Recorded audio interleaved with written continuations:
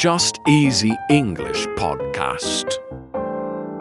This year, I'm going to exercise every day. I'm going to learn fluent Spanish.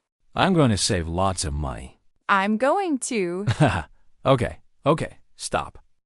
If you're listening right now and thinking, wait, that sounds like me every January, you're not alone. Welcome to Just Easy English podcast. I'm Hazel. And I'm Mark. And here's a crazy fact. 80% of New Year goals fail by February. February. That's only 1 month. I know, right? So today, we're not talking about making goals. We're talking about making goals that actually work. Goals that last. Goals you'll actually do. Not just dream about. 'Cause here's the truth. The problem isn't you. The problem is how you set your goals. Exactly. So today, we're giving you a simple method. Step by step. Ready to make 2026 your best year? Let's go. Okay, Mark, do you usually make New Year goals? I try. Last year, I wanted to cook more at home. Oh, did you do it? Well, I did great in January and February. But then I got busy and ordered takeout again. That's so normal. I think everyone does this. Yes. Actually, research shows that most people give up on their goals by early spring. Why does this happen? Usually because the goals are too big or not clear enough. Ah, I see. So we need to make better goals from the beginning. Exactly. Let's talk about what a goal really is. A goal is something you want to achieve. It's like a target. Right. It's different from a wish. A wish is, I hope I get lucky. But a goal is, I will work toward this. Perfect explanation. And goals can be about any part of your life. Like what? Give some examples. Sure. Health goals. Like, I want to sleep 8 hours every night. Money goals. I want to save for a new laptop. Family goals. I want to call my grandparents every Sunday. Learning goals, I want to improve my English speaking. Or even fun goals, I want to visit 3 new places this year. See? Goals can be about anything that's important to you. That's the key word. Important to you. Not to your friends, not to social media. To you. So true. Now, let's learn how to make goals that actually work. There's a famous method called SMART. It helps you create strong goals. SMART is like a checklist. Each letter means something. Let's go through each one. First, S, specific. Specific means clear and exact, not vague or general. Here's a bad example. I want to exercise more. That's too vague. When? How? What kind of exercise? Right. A specific goal is, I want to do yoga for 20 minutes every Tuesday and Thursday morning. Perfect! Now we know exactly what to do. Next letter, M, for measurable. Measurable means you can count it or check it. For example, I want to be happier. You can't really measure that. But I want to write in my gratitude journal 3 times per week. Yes, you can count that. Great example. You can look at your journal and see, did I write 3 times this week? Next is achievable. This means possible and realistic. Don't make goals that are too difficult or impossible. Like, if you've never studied English before, don't say, I will speak perfectly in 1 month. That's not achievable. Better to say, I will learn 10 new English words every week for 6 months. Much more realistic. Okay, next letter. R, for relevant. Relevant means the goal is important for your life situation. Don't copy other people's goals. Think about what you need. Right. If you're a busy parent, maybe wake up at 5 a.m. to exercise isn't relevant for you right now. But do 10-minute home exercises during baby's nap time. That's relevant to your life. Perfect! And the last letter, T, for time-bound. Time-bound means you have a deadline, a finish date. This is so important. Without a deadline, you keep saying, I'll do it later. Exactly. I want to read more books. When? No deadline. Better, I want to finish reading one English book by June 30th. Yes. Now you have a clear target date. Let's review quickly. S, specific. M, measurable. A, achievable. R, relevant. T, time-bound. SMART goals. This method really works. Before we continue, let's learn some vocabulary. These are useful phrases for talking about goals in English. First, when you want to say your goal, you can use my goal is to, or I'm planning to. For example, my goal is to learn 50 English phrases, or I'm planning to exercise more. You can also say I hope to, or I want to achieve. I hope to travel to Japan, or I want to achieve better work-life balance. Good. Now, when you're working on your goal, you can say I'm making progress.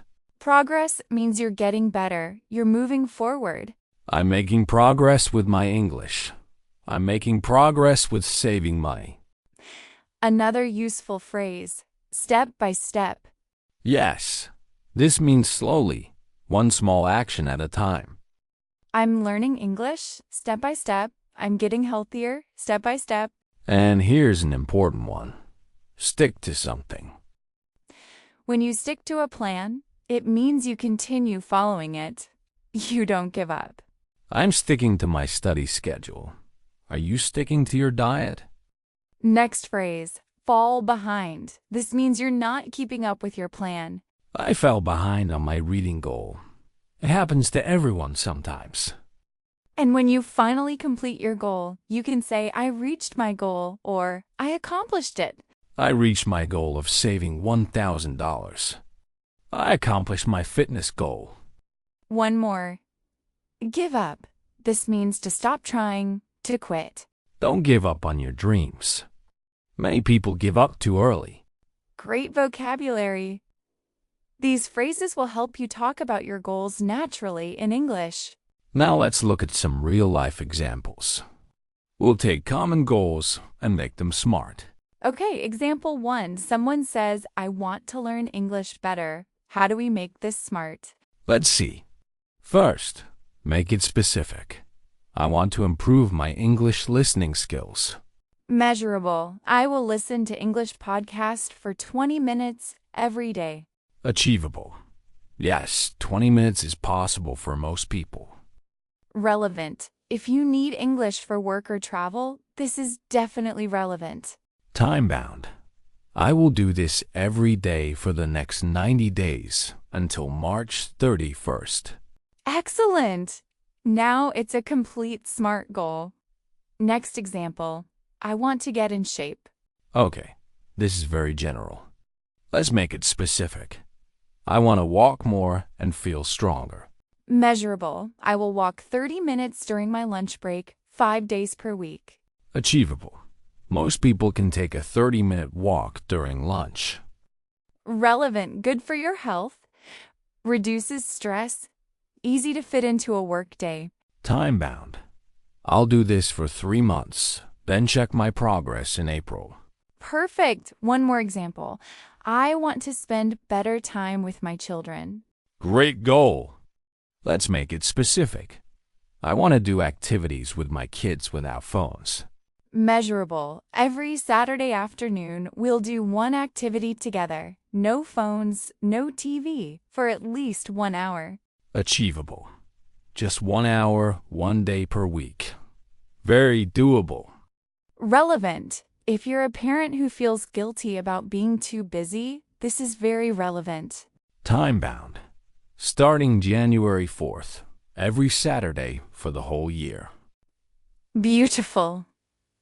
See how we transformed vague goals into clear, actionable plans? That's the power of SMART goals. Okay, so you have your SMART goal. Now what? How do you actually do it? Here are our best tips. Tip number 1. Start small. Yes, don't try to change everything on January 1st. Pick just 1 or 2 goals.